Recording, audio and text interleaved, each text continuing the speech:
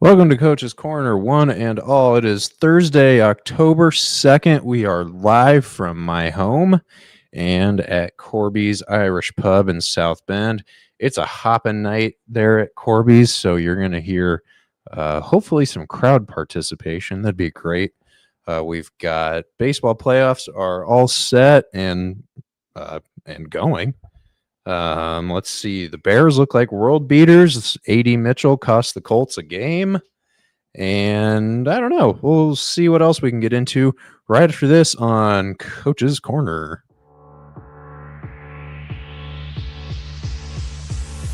Coach's Corner with Coach Heck and the infamous Coach Patrick King.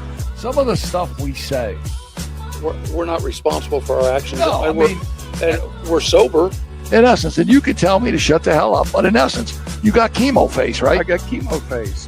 When I go to the scores table to talk to coach, I say, get as many pictures as you can. And it kind of reminded me that the stories you said when you coached the McDonald's game when you had LeBron say, okay, LeBron sign this because someday it's going to be important. What did one casket say to the other? Is that you coughing? And you ain't that good. The scouting report said you were pretty good.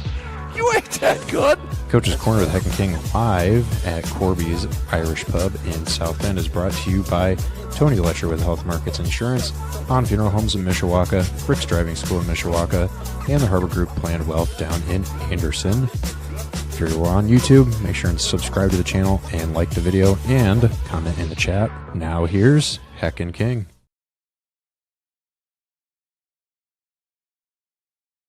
Trying to get things organized. We've got a huge crowd tonight here at Corby's and watching the Cubs game. And Heck's a nervous wreck because he can't get updates. No. Listen to me. Welcome, by the way. Welcome. I am not a nervous wreck. I'm going to say this, and I want everybody on 10,000 people that subscribe to this podcast, I want you to hear this. Jamison Tyone is throwing the game of his life. Okay. Has 54 pitches, a shutout after the fourth inning, just a little more than maybe 12 pitches an inning. Council takes him out. They take him out. Okay. He's on a pitch count. No. He's a starting pitcher. He puts in Palencia now, and I don't get it now. Okay, here's what I'm going to say. If he's struggling, right? I get it. Okay. Because it's an elimination game. Right. He ain't struggling. How many pitches has he thrown? 54. Well, maybe he's going to pitch tomorrow. There is no tomorrow. It's the overthinking in baseball. I've just about had it. Too much analytics. Well, and I'm going to tell you what happened yesterday. Okay. So Shota Imanago is the starting pitcher for the Cubs. So Council says, I'm not going to let him pitch the first inning because I don't want the lefty to have to face Manny Machado or Fernando Tatis. Okay? Okay. So he pitches a bullpen guy for the first inning. And the bullpen guy gives up a run. Really? So now the Cubs are down 1-0. They're down 1-0. Now they're going to put their starter in. So now they put their starter in, and they put the starter in, and so now it's the fifth inning. So Imanaga's pitching, runner on first base. Up comes Machado. Oh my! Okay. No, I'm sorry, runner on second base. So if you refuse to pitch to him in the first inning, why would you pitch to him in the fifth? Either A, walk him, right, or B, bring in a reliever to face him. Mm-hmm. Now in the fifth, he elects to pitch to him. What does Manny Machado do? Gone. Puts one in the bleachers. Gone day. Oh boy. Here today, gone tomorrow. So I just don't understand. And I know it's an elimination game. And I know if your pitcher isn't pitching well. I know that. I know you're going to take him out a little earlier than you normally would in a regular game, right? Yeah. Q says, "Welcome to playoffs." No, it's still baseball. Q, baseball. Q, help me. He's on one of his rants. No, I need a solution. I will be on a rant all day today, and I mean, really, what a beautiful October day today. Yeah, we've had a great 3 or 4 days here, that's for sure, in South Bend. In South Bend, we refer to this as Indian summer. You can call it whatever you want. It's still 80 degrees in yes, October, and the first couple of days of October is really nice. Yes. The middle of September, it cools down a little bit. And then at the beginning of October, We've had 50s in the evenings. Yes. So we are so happy to be Hi, here. how are you? I'm Pat. And we are so happy to have the esteemed former athletic director of Notre Dame University. See if that works. Mr. Kevin White with us. Kevin, I'm Ron Hecklinski, as I told you earlier. Yes, Ron. That's my partner, Pat King. I was a longtime basketball coach. Pat was the head basketball coach for 15 years at South Bend Adams. Probably when you were here in town. Yeah. Yes. Wow. Down the street, right? From Great campus. history, both of you guys. Oh, yeah. And Two so, icons. I'm honored to be on with you. well, no, so we are honored to have you on. Yeah, hardly.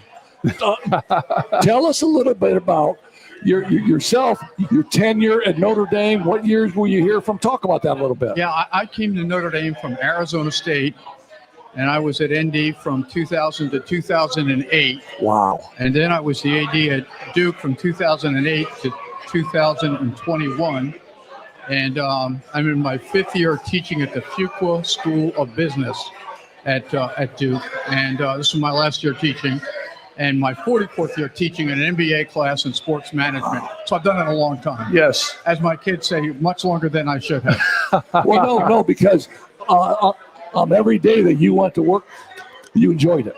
I loved it. And it wasn't work to you, was No, it? it wasn't. I loved every second. I loved being around the athletes like you guys did as coaches. And, the funny thing, Ron, that's been kind of an unintended consequence is the book has reconnected me to a lot of former athletes because it's out there and they read about it. And so kids I coached in high school back in the 70s in Newport Richey, Florida. And then, then I coached at Central Michigan at track and field. I'm a track and field guy. And then I coached at Southeast Missouri State, same sport.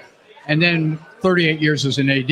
And there's so many people that get reconnected to, and life happens, and you're just not reconnected. But I'll be at an event like this. I was at one not long ago in Cape Girardeau, Missouri, and in walks a world-class hurdler I had from 1981. I hadn't seen him in 42 years. Those are fun stories. Oh, and he tells me about his career with Campbell Soup. He became a big-time executive, and where his kids went to college, and it just makes you feel so good, Yeah, it's so much fun to get reconnected. Well, and the book that Kevin is referring to is called The Good Sports. Hold it up there. Is this? There, Scott's got it on the film. Oh, yeah, there it is. Scott's got it on there for us. Thanks, How Scott. long has this book been out? It came out in February, and basically what it is it's a memoir coupled with lessons learned, best practices, and a lot of samples from my course from 44 years. And so it's been fun. I mean, again, I had an awful lot of fun putting it together. It took about 18 months. Kind of the fun fact about it, I wrote every damn word on my iPhone. Yeah, and I'm not talking about not voice. I typed every word in a year and a half. So I'm on a plane, I'm on an airline mode, or I'm in the gate waiting to get on a plane. For a year and a half, wherever I was, You're sitting there I wrote. Piddling. Wow. Yeah, and then my daughter, who is my oldest, is an English teacher, much brighter and better equipped as a writer than her father. Teaches at Notre Dame Prep in Scottsdale, Arizona. She took all the expletives out, and she straightened it around, took all my Long Islandese commentary out and cleaned it up and made it presentable. So it was a great exercise, a lot of fun. 5-star average on Amazon. So Tell us about your time at Notre Dame. Give us a couple, really, really special moments for you, and tell our listeners about that. I'm an Irish Catholic kid from New York, from Long Island, actually, and the opportunity to come to Notre Dame was amazing. I never saw it coming, never anticipated it, and so from the first moment, it was powerful in my life. The place is so special. We all know that. And to be on the inside was beyond any of my wildest expectations. So from the first moment being invited to an interview at the Hilton Hotel in O'Hare and never thinking I had a chance. I wasn't a Notre Dame grad. I wasn't part of this community. And a guy named Gene Corrigan, who had been the AD here, and at that point was the commissioner of the ACC and also president of the NCAA, a membership position, a non-paying position. He approached me on behalf of Father Malloy to see if I'd have an interest. And quite frankly, I would have walked here undressed from Arizona. Yeah, to be honest, I was euphoric about the opportunity, and then when I got the call, when I got the offer, I was very surprised. So there were a lot of great moments, probably too many to recount. But I was with a crowd of former colleagues before on campus this afternoon, and to kind of re-engage with Muffet McGraw. I was there when she won her national championship, her first one. But Kevin Corrigan, I've known forever. And so many great coaches that were here in my time. Mike Bray, I had the ability to coach or to be with and to stay close to Mike for his 23 years at Notre Dame. So much fun. I mean, I remember Nicole Niel, pardon me, Niel Ivey as a player, as a point guard. And I was so excited when she got appointed here. I mean, it's just too many people to recount. But the real special moments for me at Notre Dame would be having the opportunity to be very close to, and I consider myself still very close to, Father Malloy, and to have the opportunity to know Father Ned Joyce. I knew him from NCAA circles, but he wasn't part of my process. And so when I landed here, I'll never forget, I'm at Rocco's the first night I'm here. How about that? Love Rocco's. And I called Father Rocco's, you're the best, Rocco's. Yeah, and I called Father Joyce and said, Father, I just had a press conference this afternoon. He wasn't in great health at that point. And he goes, where are you? He said, Rocco's. And he said to me, what in the heck? How did it take you so long to get to Rocco's on my first day? So in any event, I knew Father Ned, which then he connected me to Father Ted Hesburgh, which was life-changing. And my wife and I became very close to Father Ted. So, I mean, to be around all these great, magical people, as I told the group here an hour ago, and I apologize for rambling. No, you're great. I will never have the opportunity to go upstairs. Most of us won't have that opportunity. But should I have that opportunity to go up top, it'll be anticlimactic because I've already met the big guy down here, Father Ted Hesburgh. Yeah. I mean, you're 100% right now. Charlie Weiss was the football coach when you were here, right? Did you bring him here? I had Bob Davie. Several. Then I brought in, let's see who in the batting order. Then Willingham fit in there somewhere. Tyrone is, and I just told this to the group, and pundits didn't really go anywhere with it, which surprised me. Roy Kramer was the football coach at Central Michigan. I'm the track and field assistant coach, and Tyrone and I recruited the same kids and coached the same kids. Tyrone was the defensive back coach for Roy Kramer. Wow. And then Roy Kramer went on to be the AD at Vanderbilt and a longtime SEC commissioner and really changed the complexion of college athletics. He started the BCS and the rest of it. So Tyrone and I had a deep history, and I loved and still do consider Tyrone one of my really great friends and confidants. But unfortunately, that didn't go as well as it could have or should have or might have. And I probably had as much to do with that as anybody. And I write that in the book. So read the book, get the book, and you'll hear the rest of the story, as they say, to anybody that's listening. And then we wanted a Notre Dame alum really bad, and there were very few out there in the marketplace. And Charlie happened to be one. And he had a great track record of success with the Patriots and the rest. He was star-studded when he came in here. Well, and Charlie Weiss, I think, was a great hire. And the problems maybe that Charlie brought on, he kind of brought on himself. But I got to tell you Charlie Weiss' story. Javi Baez was the second baseman for the Chicago Cubs. And Javi Baez had a mentally handicapped sister. There was an article about Javi and his sister in the Chicago Tribune, and it was a phenomenal article. After every game, Javi would call his sister. His sister would, in her way of talking, would tell him he either played good, he played bad, or whatever. But he loved his sister to death. I knew that Charlie Weiss had a mentally handicapped daughter, and I myself had a mentally handicapped sister. I sent this article just out of the blue to Charlie Weiss. I said, Coach, you don't know me. I'm a basketball coach here in the States. I know about your daughter, Hannah. I thought you would really enjoy this article. And I, too, have a sister, and blah, blah, blah. I sent this letter to him, this article, and he had to have maybe had it for a day. He personally called me on the phone, and Ron, I don't really know you, but this is one of the nicest things anybody has ever done for me. I mean, he said, my daughter is so special, and to have somebody recognize her and tell me about their sister and somebody else. And I mean, Charlie took a bad rap a lot of times, but I always thought Charlie Weiss had a tremendous heart. I was going to say his heart is big as Corby's. Yeah. He had an oversized heart. He really did. And Charlie said, and Charlie told me, he said, Ron, he said, you have carte blanche in my program. Yeah. I mean, you can come to practice, you have tickets, whatever you need, you have carte blanche. Here's what happened. 10 days later, he was let go. And my carte blanche had to go to Kansas. Yeah. But he was phenomenal with me on that. Yeah, that story doesn't surprise me about Charlie. And you hit him in his softest spot ever. He loved the plight of his daughter, Hannah, and he was all in. I mean, way in. Parents tend to think they're in. Charlie was way in. Yeah, that's really cool. Let me jump forward. Let's jump away from Notre Dame for a second.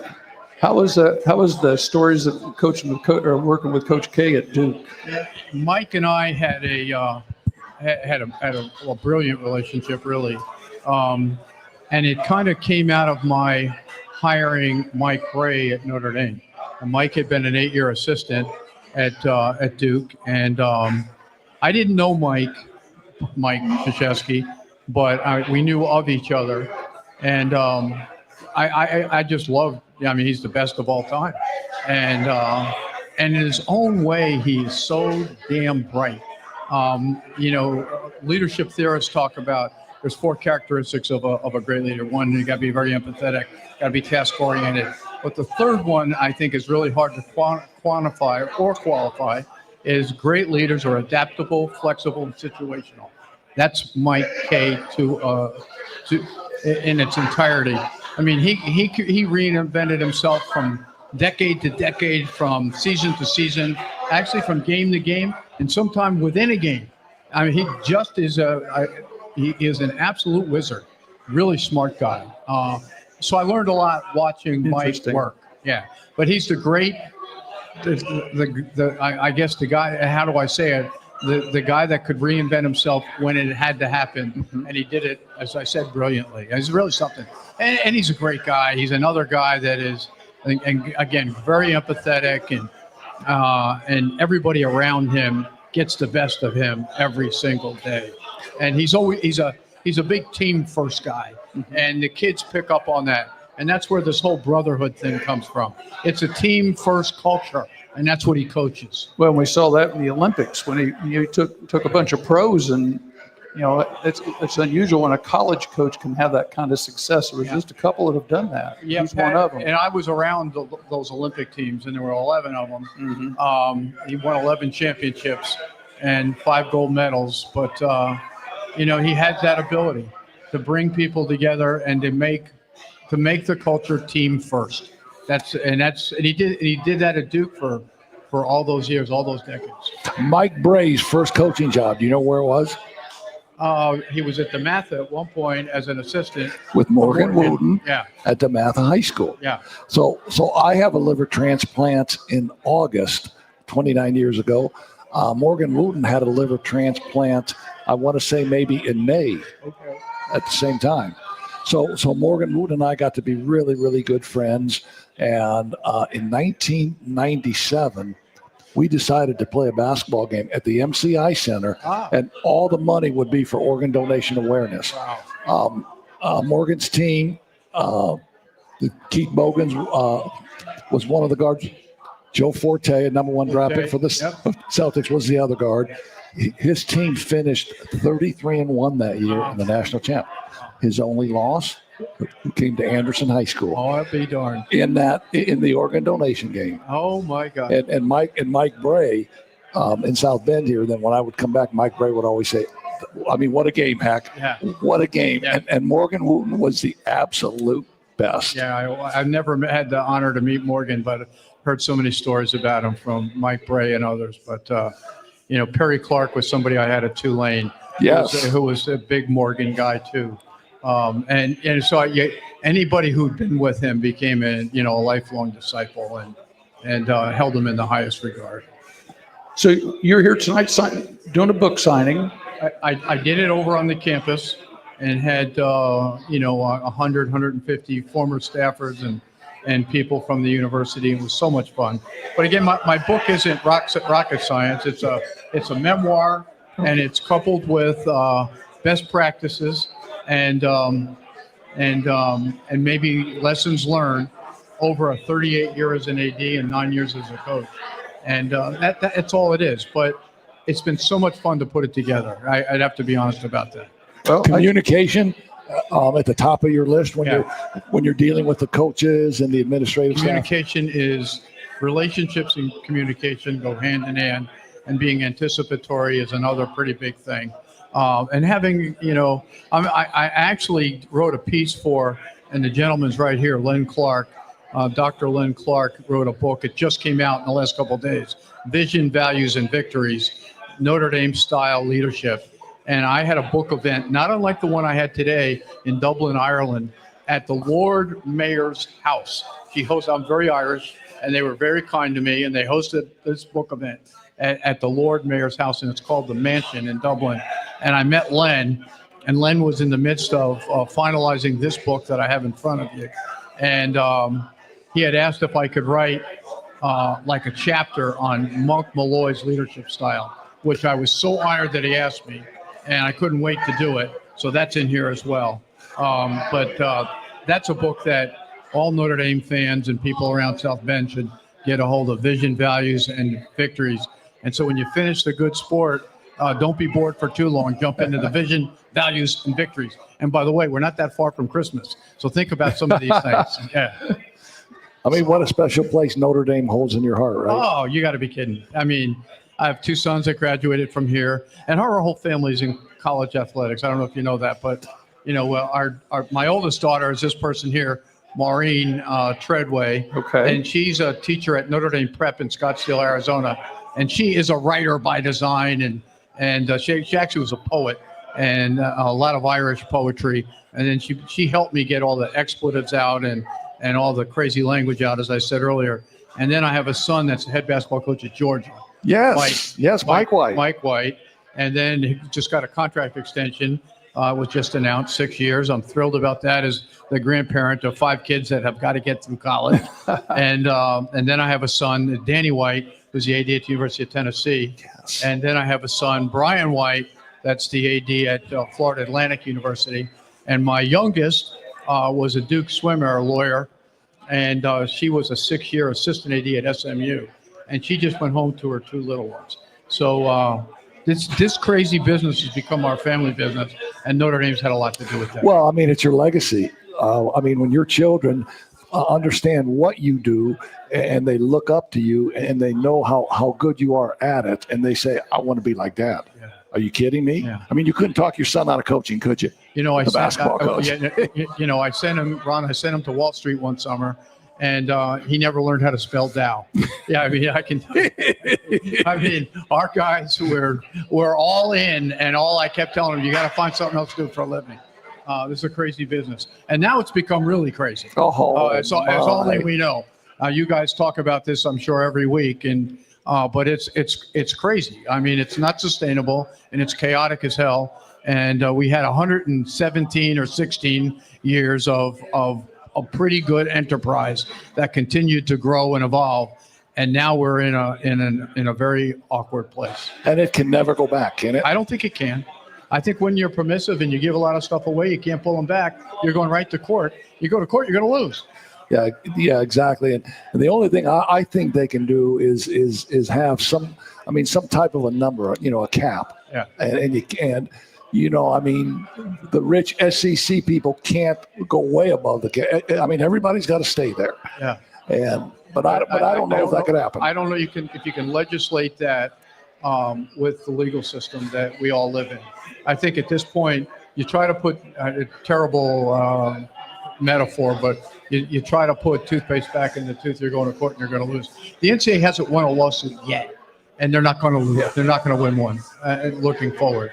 I mean, we used to talk about it being the wild, wild west with some programs. Yeah. I mean, now it's the wild, wild west everywhere. For all programs. And it's coming down into the levels that you guys High school. High schools. I mean, what's done at the big brands becomes emulated down the food chain. Mm-hmm. And I hate to see sport marginalized. Exactly. And I love kids having an opportunity to get all the benefits we've all derived from this crazy thing called sport. And our society's crazy about it. And the whole global society is crazy about it. I mean, sports never been hotter. Women's sports have never been hotter. I was on the Olympic board for 8 years. Those Olympic sports mean everything to me. I'm a recovering track and field coach. I told you guys that. And so to have that's a great way to put it. So having everything marginalized for me is a nightmare. Is an absolute nightmare. And I don't know I don't know what the road to recovery looks like. I just don't know. It's just there's no road right now. No. People are creating their own path right now. They are. Yeah, and it's our true love for athletics, and I mean, really, the kids they put the thousands of people in the stands. So at some point in time, you knew that they had to do something. That's right. But making kids that have never carried a football or shot a basketball millionaires before they put on their first practice outfit is a tough thing. Ron and Pat, I talk about this with my son Mike all the time. A lot of these kids today at 22, 23 years old are going to make 3 times as much money as they're going to make when they're 32, 33. Yeah. And that's not the way this life thing should work. That's exactly right. That's one of the things we've talked about. Some of these athletes are going to make more money in college than they ever will as a pro. Absolutely. And then and I'm not picking on the agents because you need to have representation, and people are entitled to have representation and good counsel. But you got guys jumping from professional agency to collegiate agency because there's no rules. Mm-hmm. It's unregulated. And so some of these kids are paying a fortune to be represented where they, a professional agent might get 6 or 7%, and some fast-talking kid with a collegiate or a prospective collegiate kid that doesn't know much better or any better at this point, he might pay him or her 20%, 25%. You get a high school senior that's Crazy. Getting recruited, and who they don't know any better. You can't have an unregulated system like we have. I think. I don't think I know that the degree from the University of Notre Dame is still a big thing. Big deal. And when you come in and you compete and you play and you walk away with that degree, I don't think that will ever be minimized. No, and I hope that's the case, Ron. But at this point, a lot of kids are making a decision on, can you get me to the next level? How many minutes will I play? Will I start? How much money, and is it guaranteed? And that doesn't sound like the curriculum we have here is perfect for you. Exactly. And it doesn't sound like the language we used when I recruited. We're gonna create an opportunity for you for the next 40 or 50 years. And it isn't. I don't think it's a moment that memorializes all the opportunities for the underrepresented and both genders and the rest of it. I mean, it's not that moment anymore. And, there's a lot of conversation about pulling football away from the academy. Well, that's the beginning of the end. And again, kid goes off at a mid-major in your sport, in basketball, and by midnight, they got 2 or 3 offers. And, and fast-talking assistants are saying, come jump in with us. I'll get all your credits transferred. They have no authority. It's frightening to me. Where do you see graduation rates about 3 or 4 years from now? Yeah, no, exactly. I mean, conferences like the Mid-American Conference, almost like AA baseball now. Yes, very much so. Yeah, and if you're good, here's your next deal. Yeah. Instead of saying, hey, I mean, I want to graduate from Ball State University because they recruited me, because I'm loyal, and because I love playing there. Yeah. I mean, I get kids, and I'm out of it now. I'm no longer in the chair, so I can be an untethered speaker. I'm not worried about my next recruiting class. I'm not worried about the agent with the coach's contract. I'm not worried about any of that. I'm worried about the enterprise. And so when kids come to me and talking about jumping, I said, you really need to join a group, because the group you join is the group that's going to support you for the next 40 years when the ball stops. And I just had a couple of the Georgia kids. Mike had an event. I was down last weekend. I had a birthday, and I was down there with his team and spoke to his team. And, I'm telling these guys, I mean, you got to settle in somewhere. You got to make a commitment. You got to get traction somewhere, because you got 40 to 50 years to play on this thing. And when that ball stops, this can be a cruel world. Right. You don't know that world. No, 100% right. 100% right. And we're finding it out now, because I just retired and Pat has just retired. And we know what we have coming in now. Yeah. And we worked our whole lives. We're enjoying life, and we did it right. Yeah. We did it right. Yeah. Yeah. And so we got to help the next generation and the one after that do it right. Exactly. Hey, listen, Kevin. Thank you, guys. I can't tell you. I mean, how much we appreciate you taking a few minutes away from your group and coming down to promote your book and talk about your great career, man. Thank you very, very much. I am honored to have been on with you guys, Ron This and was Pat. very nice. And so Thank you very much. Let me put my favorite quote in this book for you. We appreciate that.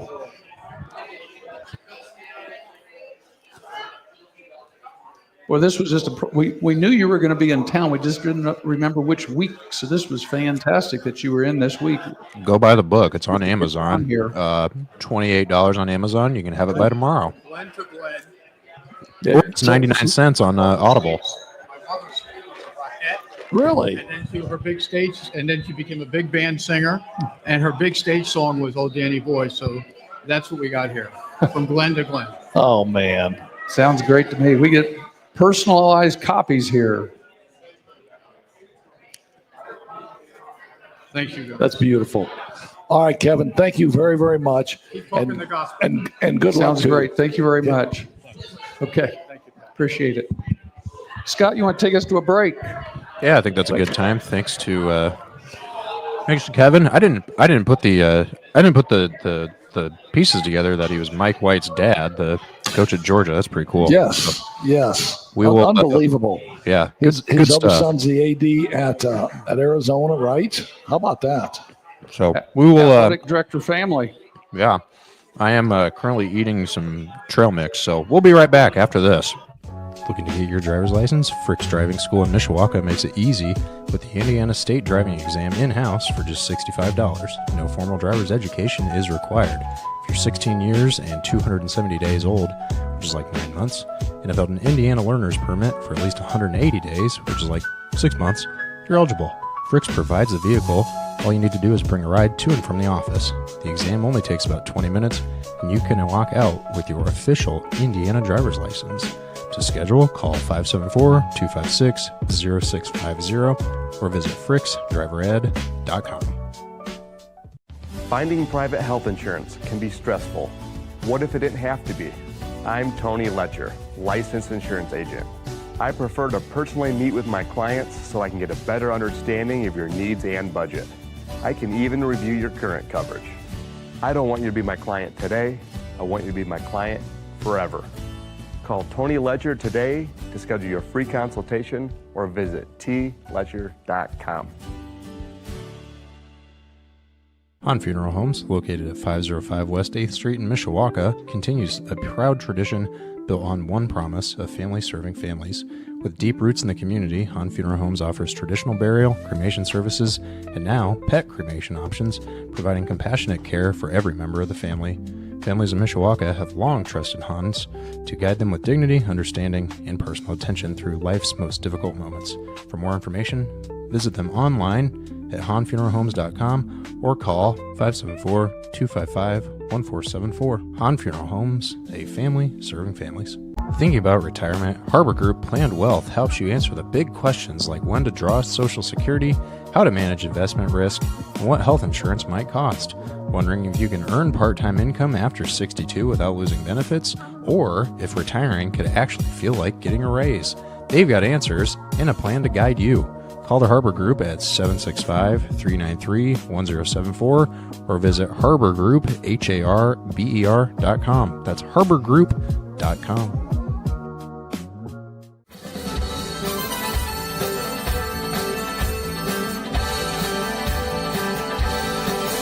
Back with more Coach's Corner with Heck and King.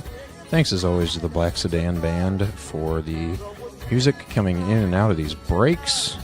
If you're interested in booking them, that you travel, head on over to blacksedanband.com and give a special shout out to their drummer, who happens to be Heck's brother. And now, here's more Heck and King.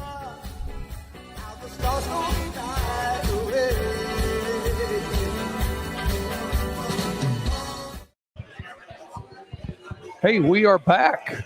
But wasn't that fun having Mr. White in here? That was fantastic. I mean, he's upstairs doing a book signing and had enough time to come in here to, stop over here and say hi to us. He's been over at campus all He talked to afternoon. you guys for like a half hour. That's pretty good. Yeah, I know, exactly. So let me ask you a question here. So you have a book, a signed book. Will your wife help you read that book when you go home? Yeah, I'm gonna. Okay. I gotta There'll be make a book reading This is seminar. going to be some adjustments here. I'm going to have to get, I don't know how. It looks like there's some pictures in there. There'll be some pictures. Hey, remember, we're on the same team right now. There'll be some pictures. We're on the same you're golf good. team. We're on the Two same against one. We're on the same Ryder Cup team right now. Oh yeah, your golf. Yeah.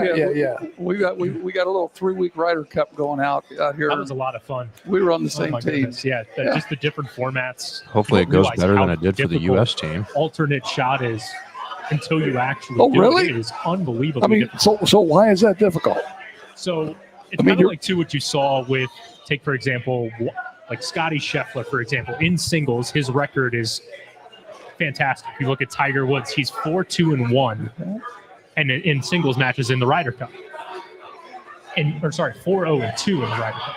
You look at his team, and it's substantially worse because it's such an individualized sport, and these guys have all these teams and everybody around them where they can focus on their own ball. You stick them in a team setting in a sport like that, it's so much different. So we had a two-man scramble on the front nine and a alternate shot on the back. Well, I think that. So for me, because I'm a bad golfer, I mean, for me that would be a lot of fun because I wouldn't so have to much play every shot. Every horrible shot of mine. For you guys who are good golfers, It means your you're teammate always has to gonna play have a all your good shot, crappy right? shots, though. I mean, Yeah. I had some bad ones. Yeah, Yesterday, you- I screwed over my partner a couple times. But, Yeah, exactly. it's you just got to get out of it, and then you trust in your other guy to make a shot when you need to. Was he your partner? He was not my partner. Oh, He was okay, in the group good, behind good. me. we had 8 of us on our team. We had 4 twosomes. It worked out perfectly.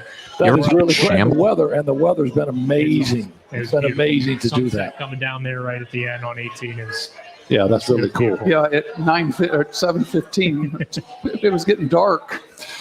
Hey, before we talk to Bennett about some stuff that really matters, let me go through just real quickly about our sponsors. Our sponsors are great. Tony Ledger at Health Markets Insurance. Man, I'm on Medicare. I'm on United Healthcare. Tony has set everything up. He's the absolute best. And the reason he has set it up because my financial guy, Ben Harbor, out of Anderson, Indiana, has made you and me both Right. a lot of money. And Ben Harbor Financial Group, outstanding. I don't know how to tie Han Funeral Home into this. No, don't. I don't think there's any segue to get Han Funeral Home. Well, you're only on Pat Medicare Hahn. for so long. step close. Yeah. No, He's young. He can say that. I don't want to even think that, but I do know this. Pat Hahn is a first-class guy, and they just do a great job with families at probably the lowest point in their life. So Pat Hahn and Hahn Funeral Home, Black Sedan Band out of Birmingham, Alabama. They are the absolute best. And obviously, Frick Driving School. Right. I was Really? going to say, my daughter's been in Birmingham all week doing some training for her new job, matter of fact. So has she heard the Black Sedan Band? that I can't, we haven't talked. Well, they're playing this weekend somewhere. We got to tell her where they're Tell her playing. where they're going to be. Yeah, and the Frick Driving School, I cannot talk too much about it because I know my wife is probably listening. And if my wife is going to listen, she tells me I need to go to driving school all the time now. I don't think I do. I drove twice this week, so I had some good drivers this I week. think I'm okay. Yeah, Now, I will Did tell you you ever this. learn we- Ukrainian? We saw nobody from Ukraine yet that we haven't found anybody that could speak Ukrainian.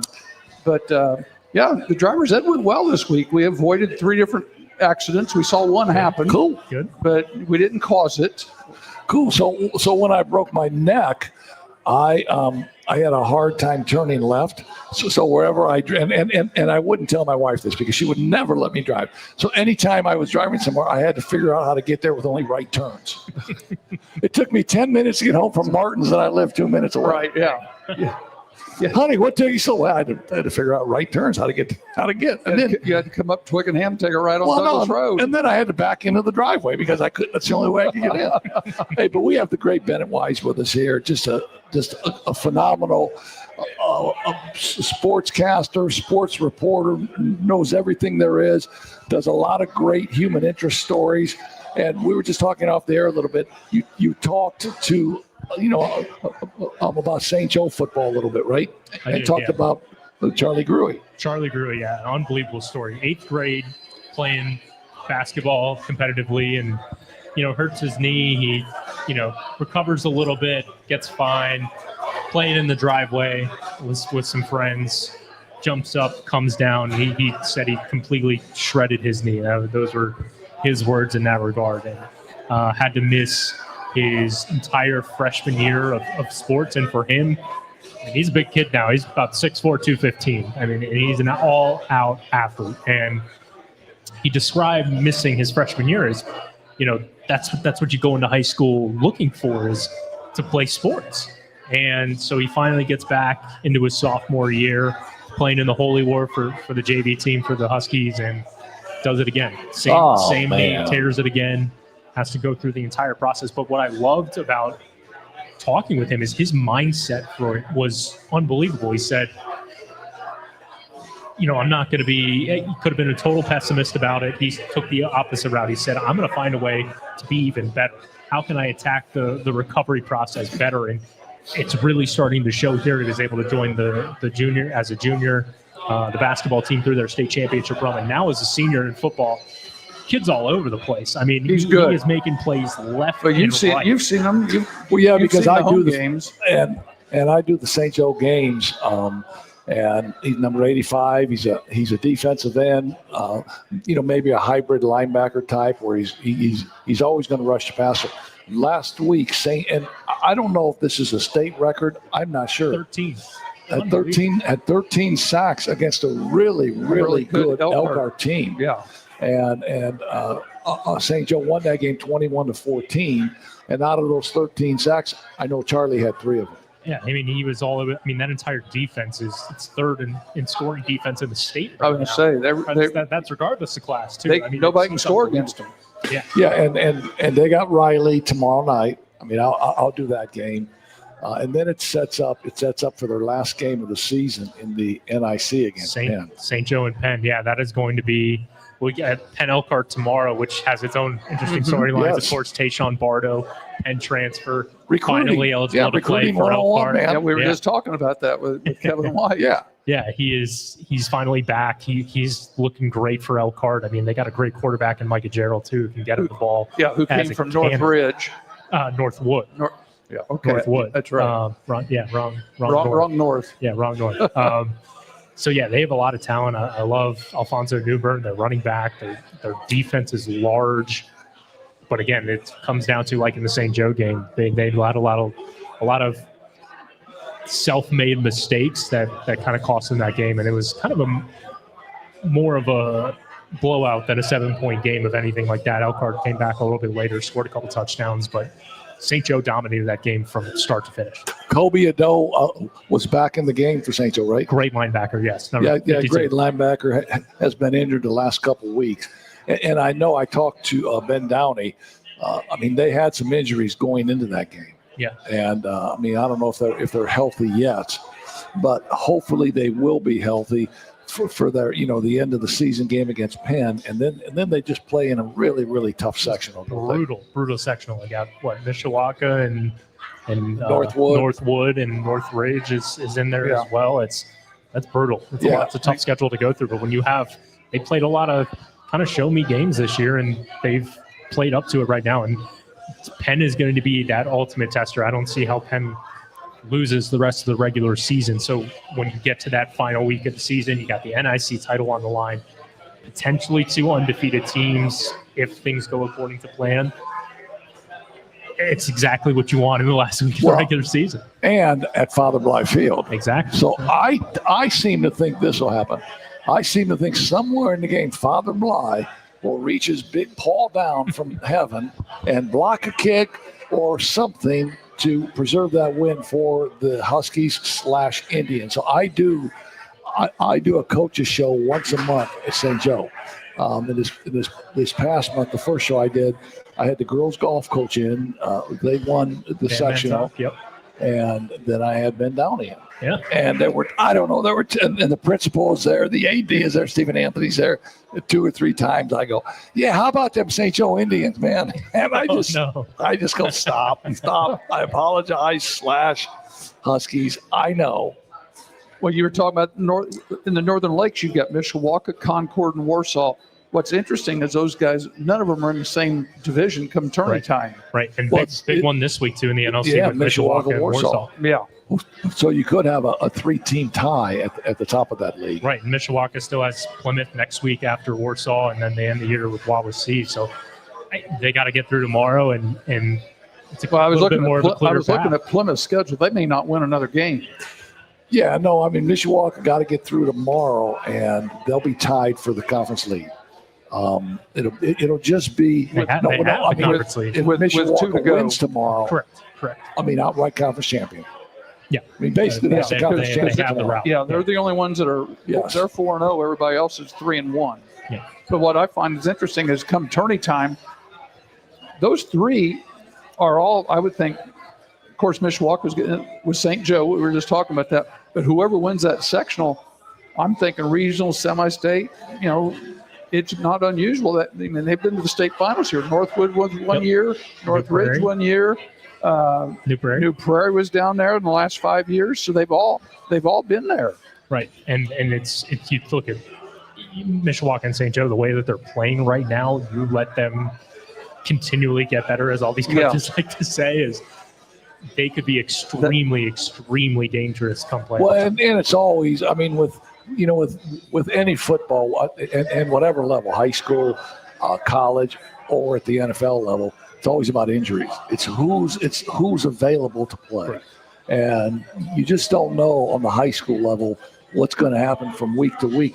That's why I think football coaches are so good at never looking ahead and just preparing week to week. Right, and also having their players ready to where it's like, okay, this person goes down, you got to be ready to go and make a difference. Yeah. Exactly. Depth is really important. I know one of the things that Keith Kinder does at Mishawaka, and by the way, Keith Kinder is just a great coach. He has a great coaching staff. He's a great coach. But on Saturday mornings after their film, they go and they do water rehab in the pool. Mm-hmm.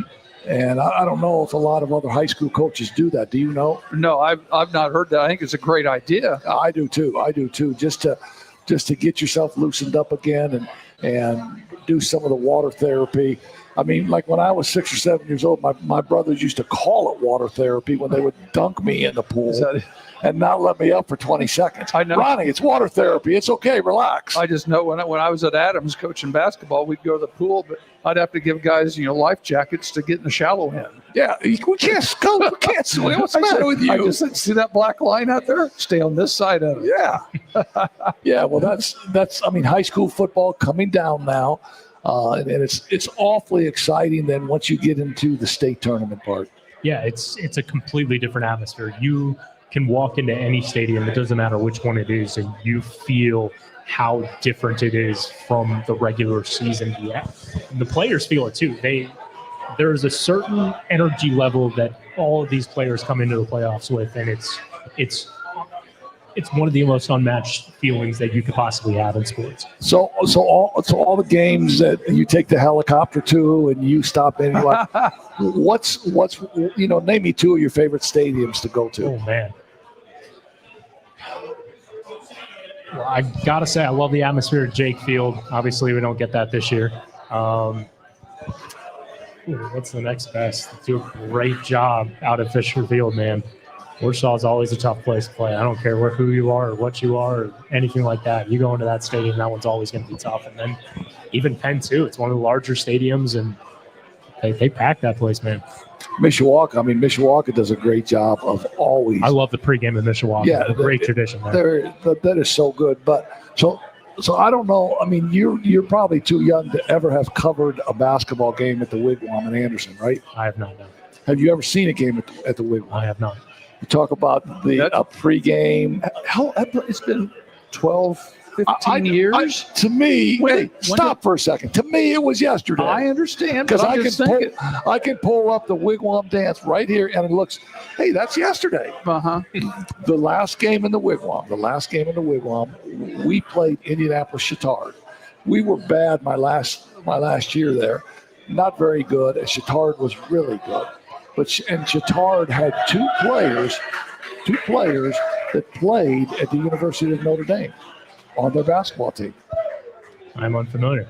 The Martin boys, Zach Martin. Really? Yeah, I didn't know that. Yeah, they played basketball. They were animalistic. I'm just going to say it. They were amazing. Football players playing basketball. Yeah, and they both ended up having a career in the NFL. One of them Dallas Cowboys legend Zach Martin plays with the Cowboys now, but they retired. Yeah.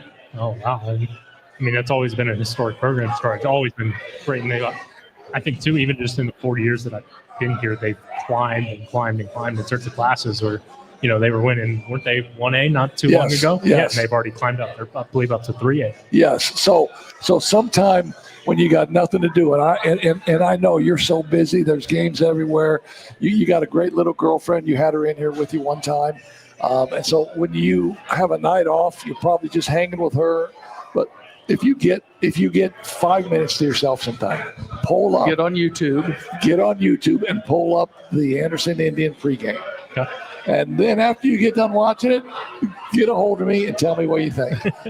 Because I've coached in college. I was in the NCAA tournament when we played at Ball State. We played UNLV.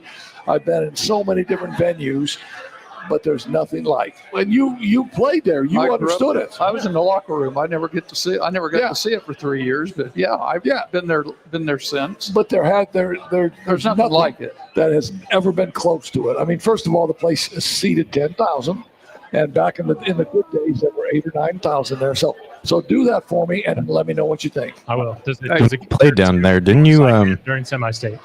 Oh, Northside Gym during semi-state to Anderson and to Wigwam is like a varsity game to a freshman game. Really? I'm just saying. Yeah, they're too close. The Wigwam, the seats are closer to the floor. They're stacked up tighter than they are at Northside Gym. And the pageantry even tournament time is amazing. I hate jump gears real quick. Let's talk Notre Dame. I'm having a blast talking Anderson Indian hoops, man. I know are you are. kidding me? I know. You're an Anderson Indian ball player. I grew up there. I understand. Tell Bennett when you played at Butler and you guarded Larry Bird. He doesn't want to hear that. Tell Bennett I think I've heard this story. How many Bird scored on you? In 6 minutes. For the game, he had 48. And you held him to 23 and 6. Yes, I held him. I kept him under 30. Yeah, in 6 minutes. Whatever.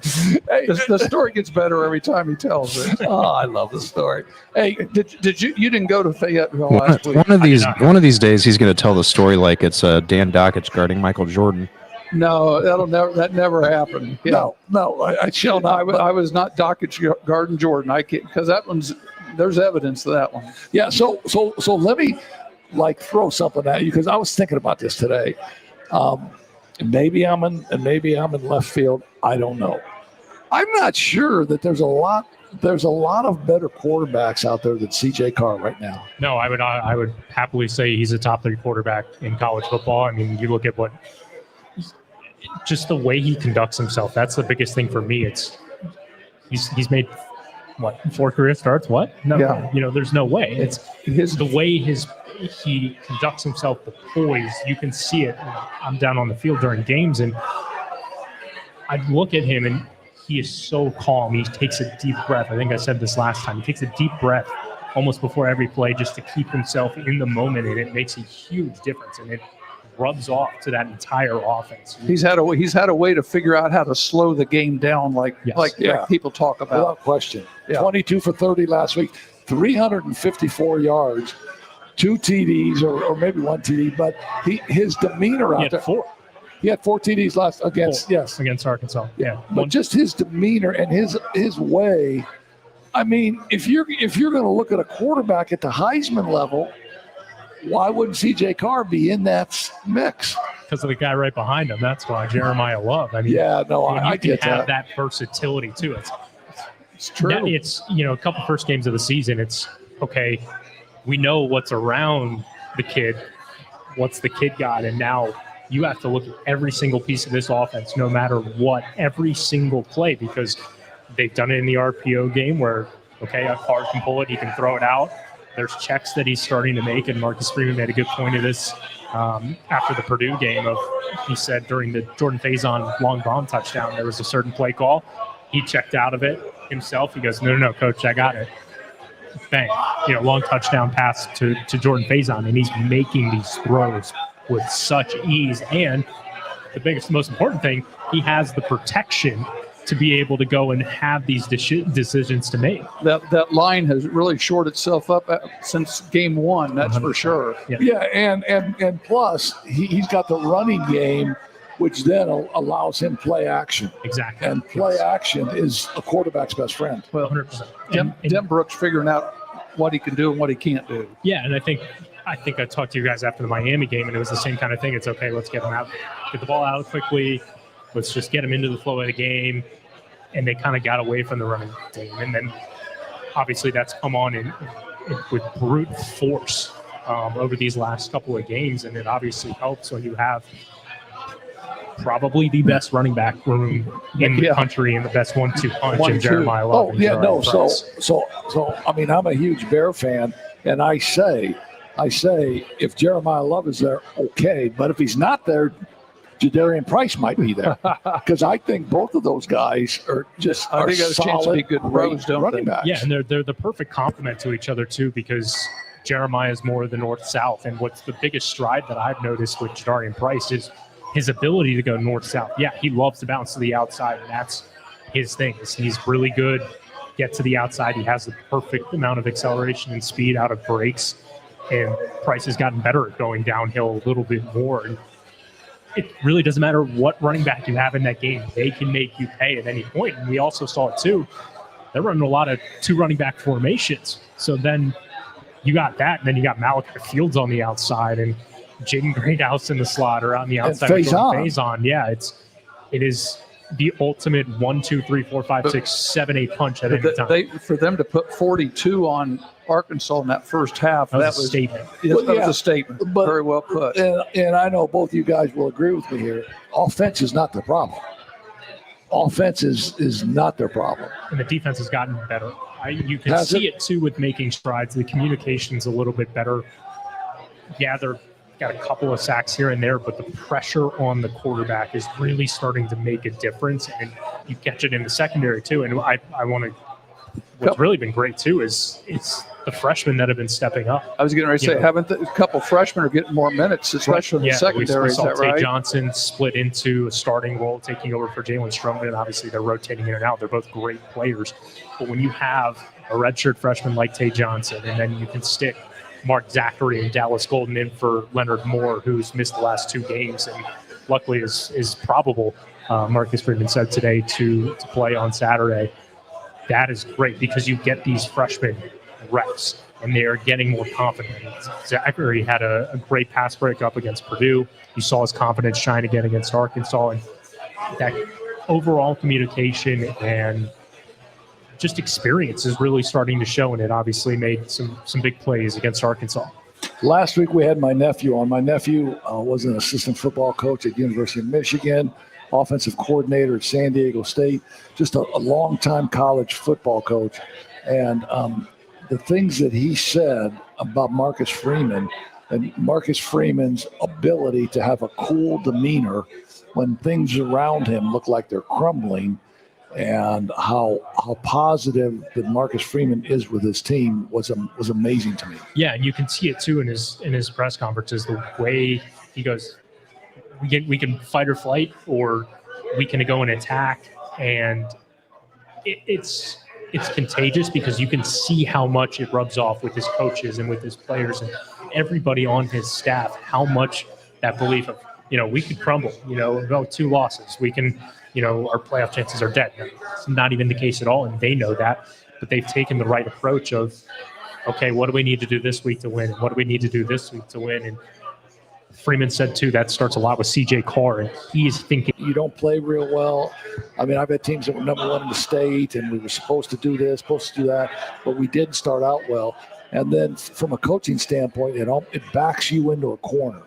And as a former coach then that would say, man, I am pissed now, and I'm backed into a corner, and I'm going to come out slugging.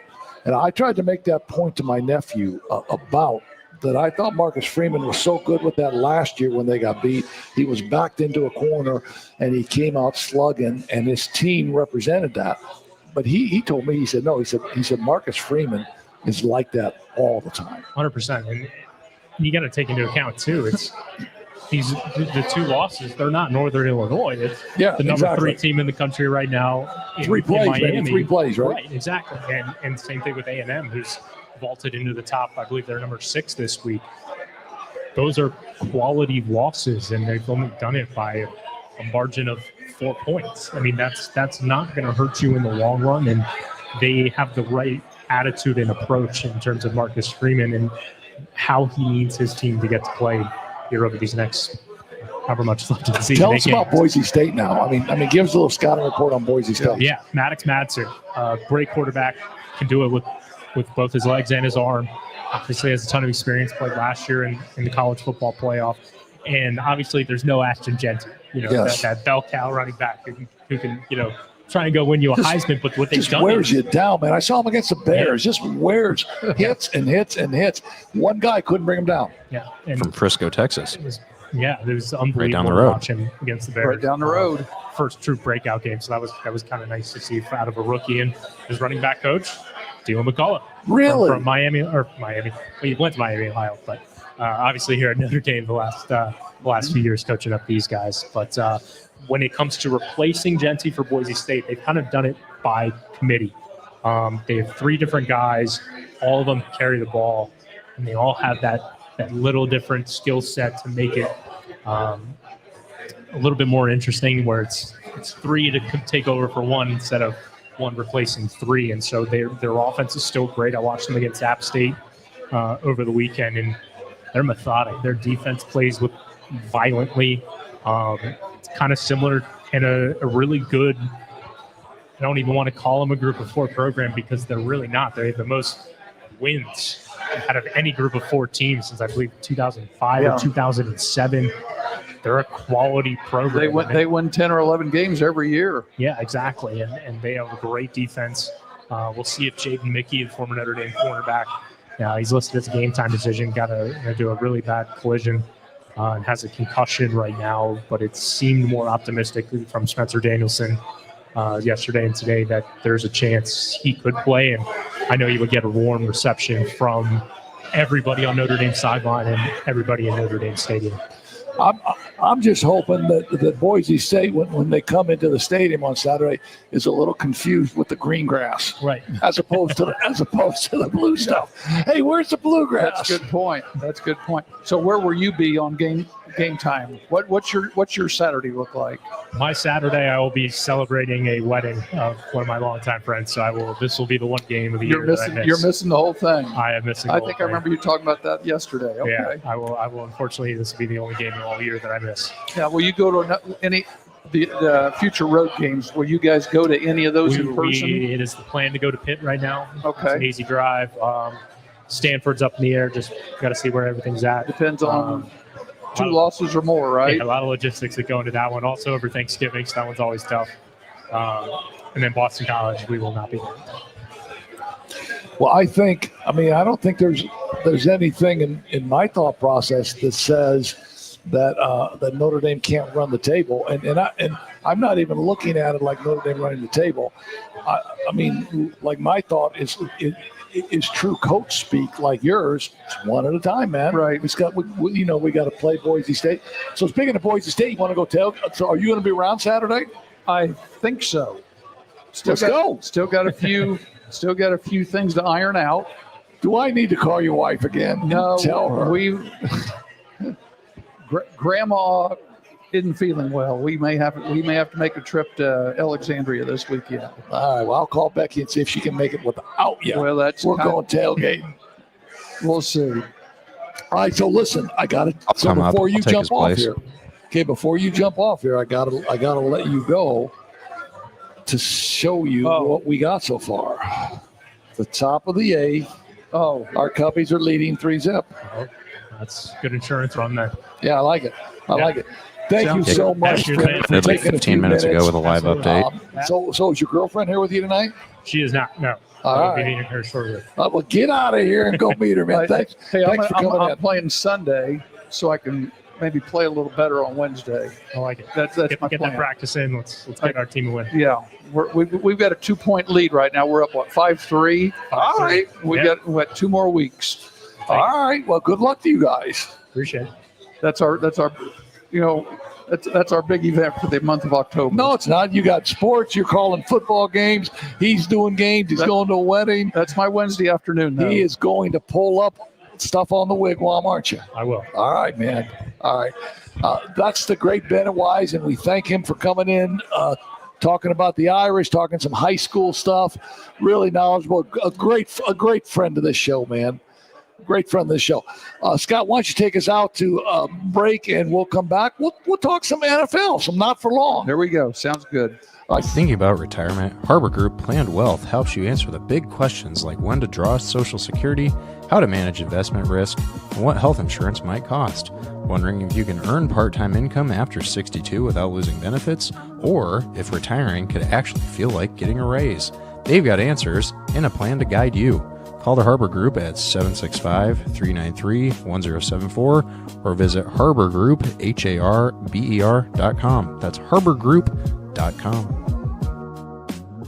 Han Funeral Homes, located at 505 West 8th Street in Mishawaka, continues a proud tradition built on one promise of family serving families.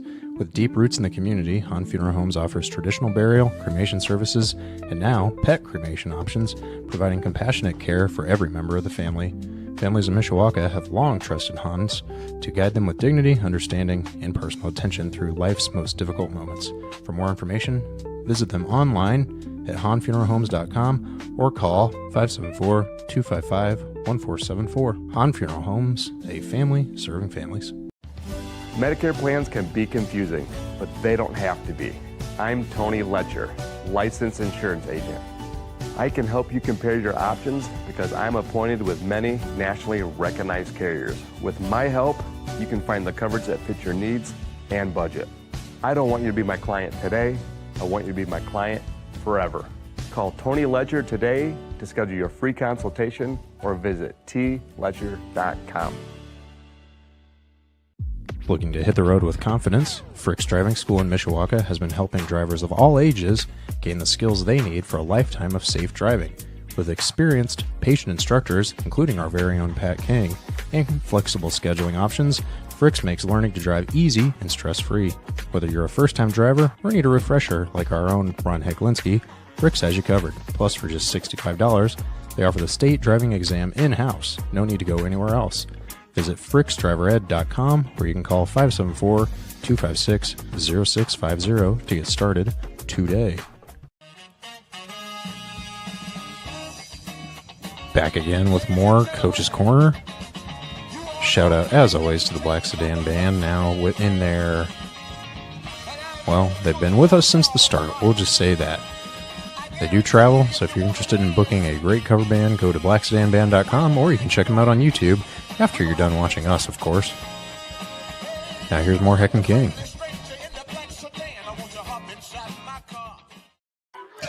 Wow, what a powerful show tonight. with Kevin White, the former athletic director at Notre Dame, had an 8-year career in South Bend, and then went to be the AD at Duke and had a 21-year career at Duke, working with Mike Krzyzewski. Spent some time with the Olympic programs, and just a quality person to come on here tonight and share some stories with us. And then his kids, my goodness, he's got a coach, he's got 2 ADs. Yeah, Mike White, the head basketball coach at Georgia, he's got a couple ADs in the family. This is his new book called The Good Sport.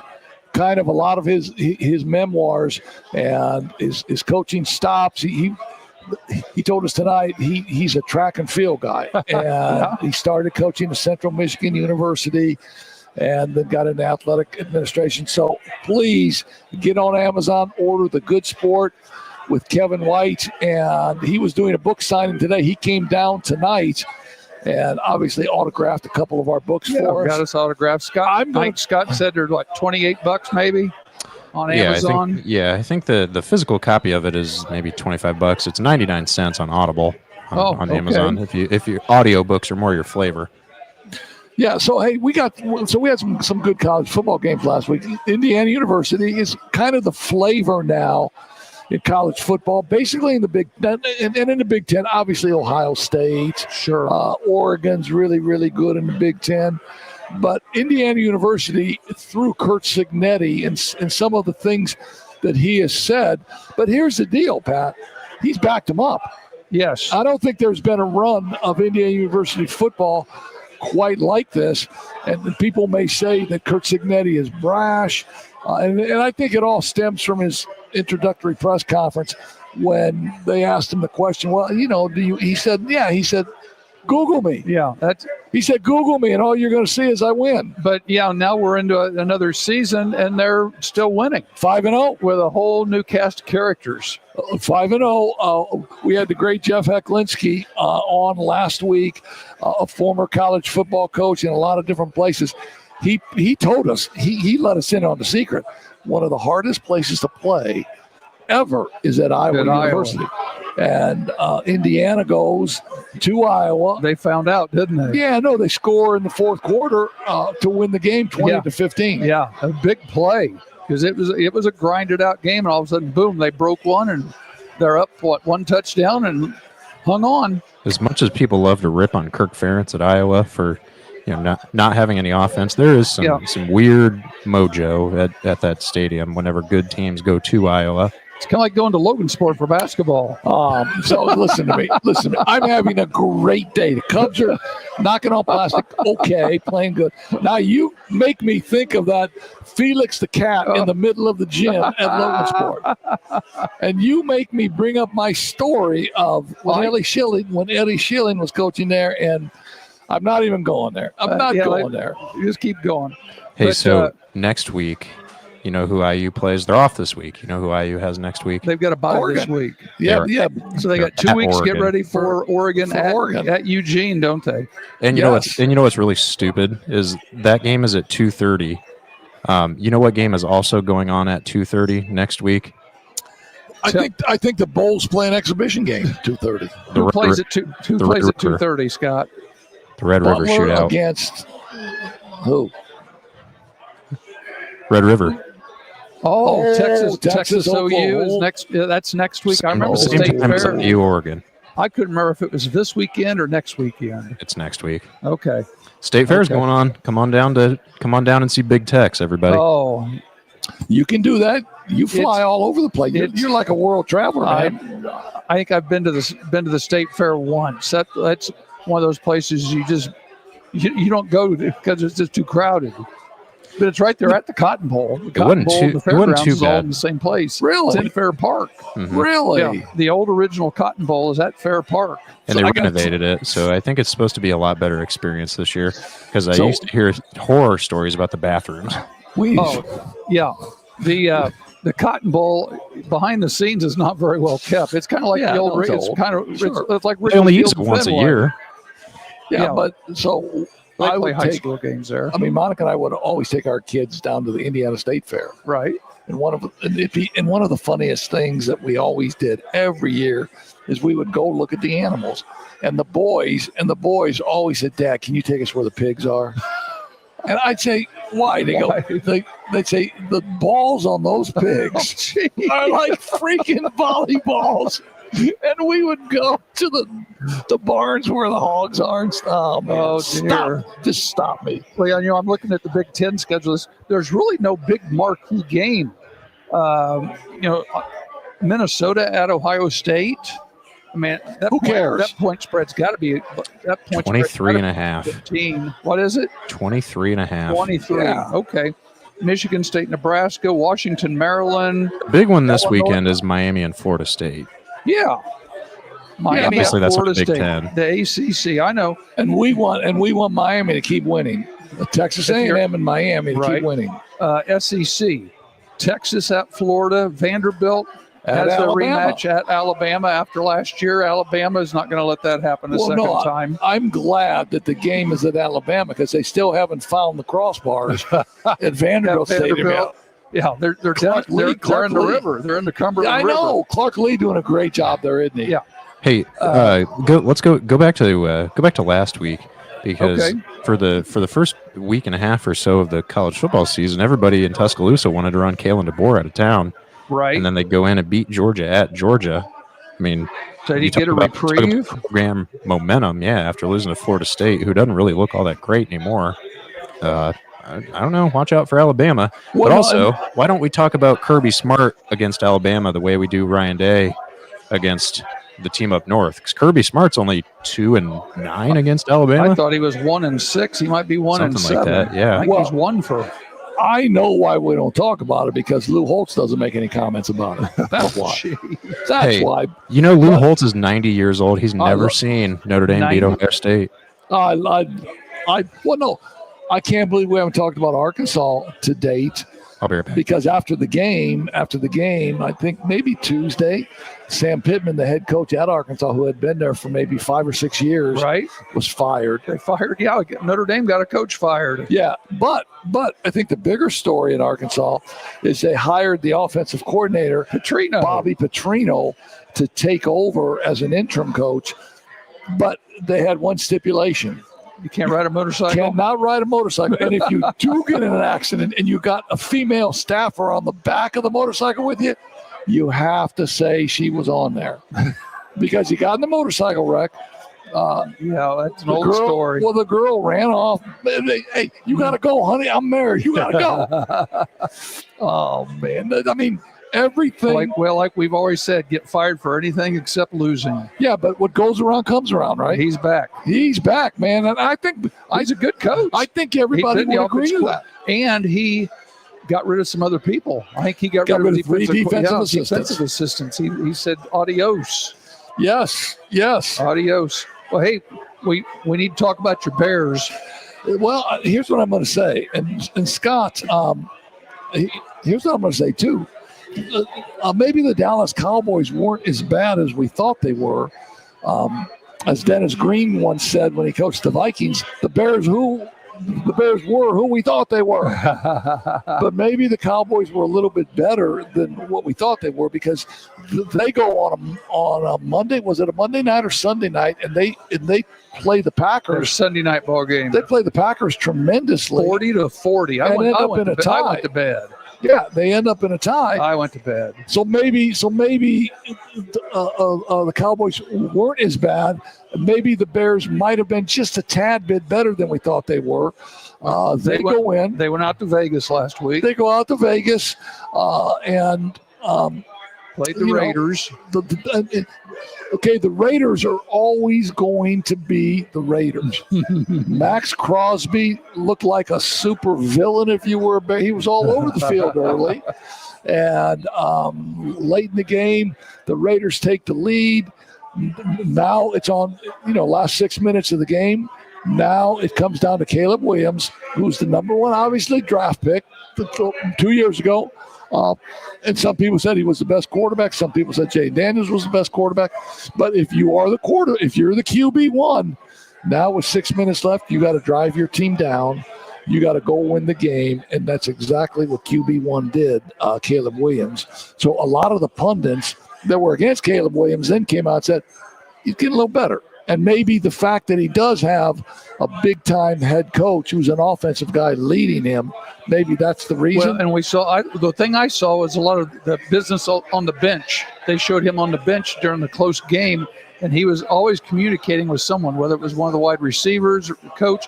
He wasn't sitting there by himself checking his fingernails. You just amaze me. You amaze me because at the end of the day, looked like he was actually talking football. At the end of the day, He wasn't looking for his manicures. if you're playing at Anderson and all of a sudden you come out and you got red and green fingernails, everybody's going to say, man, look at Pat King. He's red and green through and through.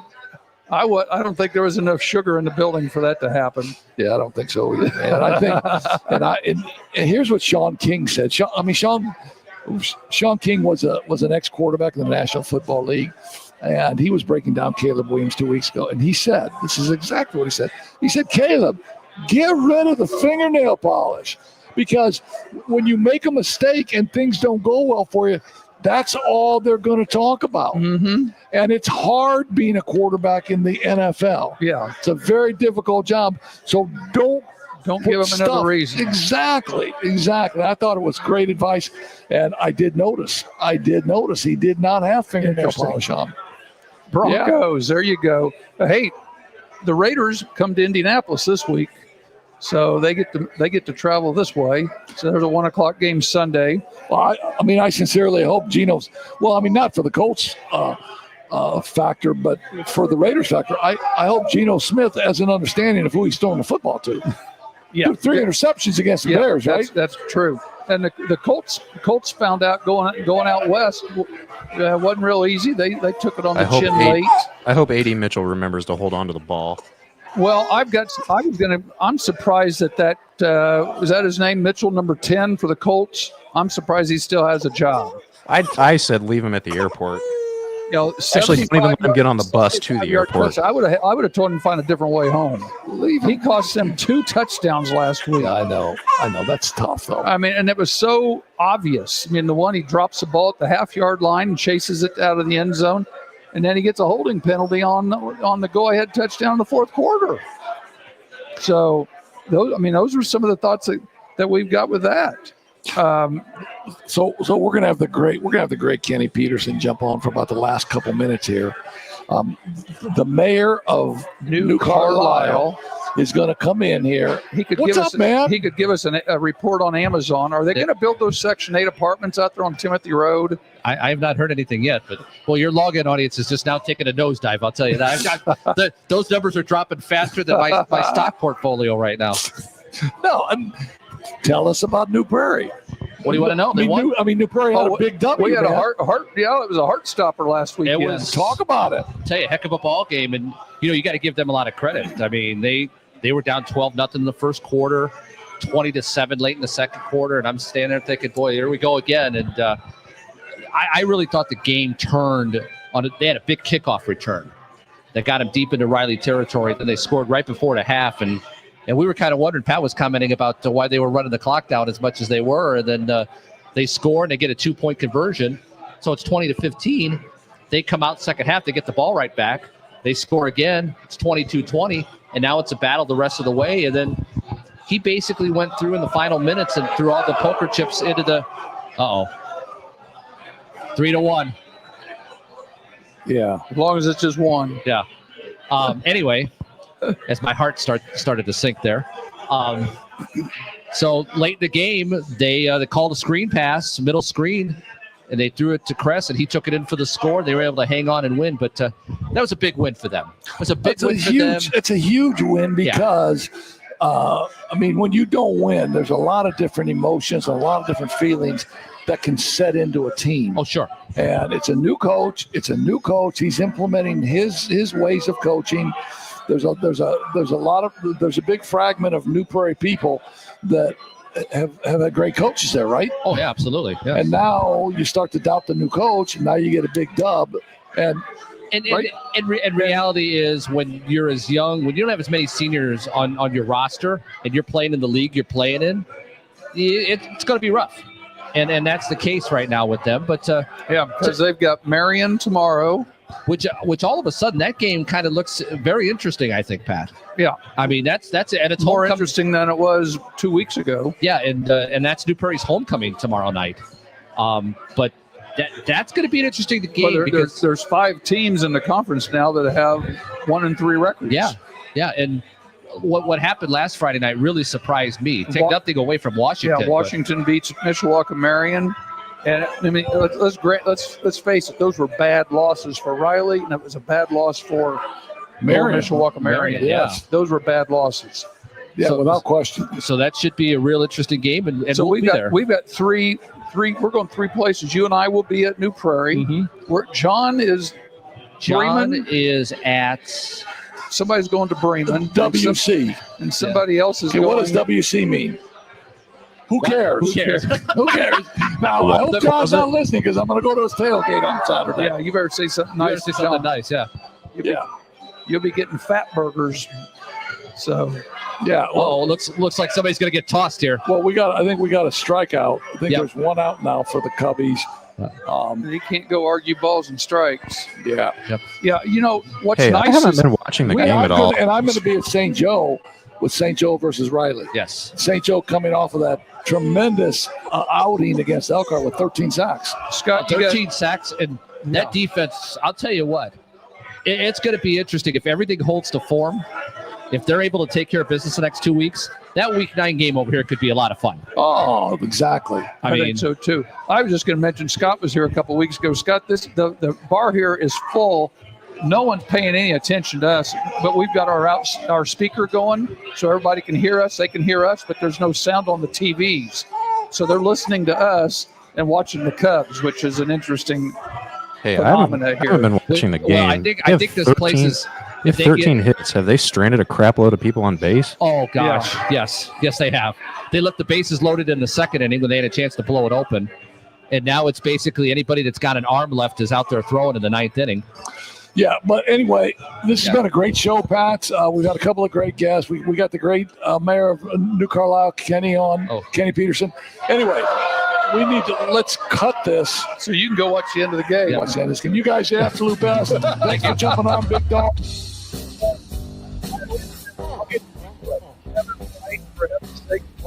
Great get for us on that. And just a reminder, our pregame show tomorrow night on Broadcast Sports, 7 o'clock Eastern at New Prairie. Sounds good. Scott, thanks for helping tonight. Appreciate it. Everybody, we'll be back same time with 6:30 next week. Thank you.